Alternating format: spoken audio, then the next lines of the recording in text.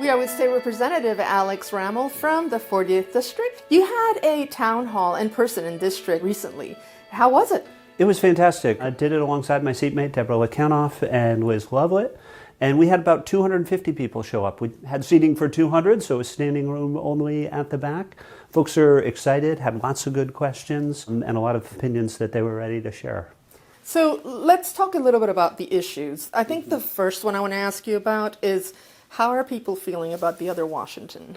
Well, folks are worried. They're nervous about the chaos. They're nervous about the corruption. They're concerned about potentially losing important protections in our democracy. How are tariffs going to impact our businesses and our economy? There's a lot of fear and uncertainty that chaos is stoking in our community. So in Washington State, we're doing everything we can to be resilient in the face of that. But there's a lot more work to do to make sure we've got the governance that America deserves.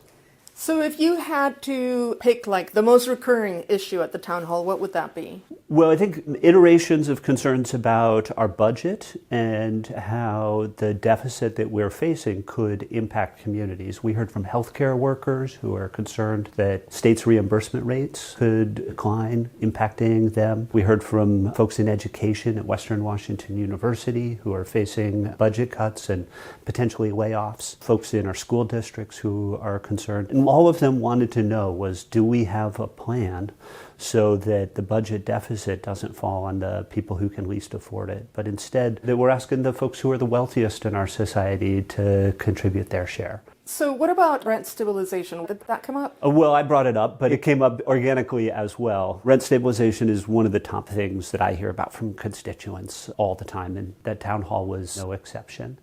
So we did hear from some landlords, smaller landlords, who are concerned about some of the details of how the policy could affect them, as well as from tenants who really want to know that they're going to be protected from extreme rent increases. I think we were able to share a little bit about how the policy that's moved out of the House now will account for some of the concerns that smaller landlords have raised.